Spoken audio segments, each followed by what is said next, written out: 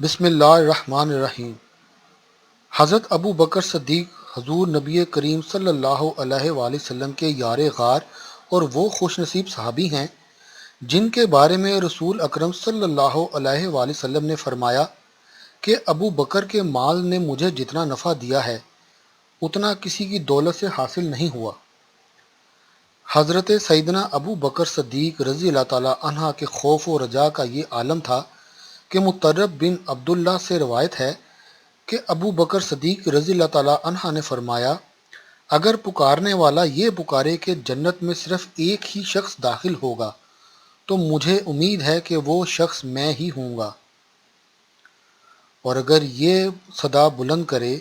کہ دوزخ میں ایک ہی شخص جائے گا تو مجھے یہ خوف ہے کہ کہیں وہ میں نہ ہوں۔ کہا جاتا ہے کہ جب نماز کا وقت ہو جاتا تھا تو سیدنا ابو بکر صدیق رضی اللہ تعالیٰ عنہ فرمایا کرتے تھے کہ اے آدم کی اولاد، اٹھو اور اس آگ کو بجھا ڈالو جسے تم نے خود جلا کر رکھا ہے۔ آپ کے تقوی کا یہ عالم تھا کہ اگر کبھی آپ نے کوئی چیز کھائی اور بعد میں یہ شبہ ہوا تو اسی وقت کہہ کر اگل دیتے تھے اور فرماتے تھے کہ خدا کی قسم، اگر اس مشتبہ کھائی ہوئی چیز کے ساتھ میری روح بھی نکل جائے تو میں اسے خارج کرنے میں تعمل نہیں کروں گا، کیونکہ میں نے حضور نبی کریم صلی اللہ علیہ وآلہ وسلم کی زبان وحی ترجمان سے یہ سنا ہے کہ جس جسم کو حرام کی غذا ملی ہو وہ آگ کے بہت قریب ہوگا۔ نیز آپ رضی اللہ تعالیٰ فرمایا کرتے تھے کہ میں چاہتا ہوں کہ کاش میں سبزہ ہوتا اور مجھے چرند پرند کھاتے، اور خوف عذاب اور وحشت یوم حساب کا سوچ کر خیال کرتا ہوں کہ کاش مجھے پیدا ہی نہ کیا جاتا۔ آپ یہ دعا فرمایا کرتے تھے کہ اے اللہ، میری آخری عمر میں برکتیں اور بھلائی عطا فرما دے اور نیک اعمال پر میرا خاتمہ ہو، اور تیری ملاقات کا دن میری زندگی کا بہترین دن ہو۔ خشیت الہی کا یہ عالم تھا کہ ایک دن آپ ایک باغ میں گئے جہاں ایک درخت تھا، اس کے سائے میں ایک چڑیا دیکھ کر ایک ٹھنڈی سانس کھینچی اور فرمایا، چڑیا تو بڑی خوش نصیب ہے،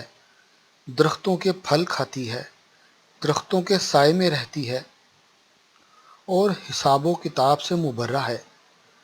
حضرت ابو بکر صدیق رضی اللہ تعالیٰ کے خشوع و خضوع کی حالت یہ تھی کہ جب آپ نماز پڑھتے تو لکڑی کی طرح کھڑے رہتے اور دن کے اوقات میں خاموشی قائم رکھنے کے لیے کئی بار منہ میں کنکڑیاں رکھ لیتے۔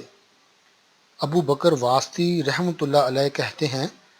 کہ تصوف پر مبنی پہلا بیان امت میں حضرت ابو بکر صدیق رضی اللہ تعالیٰ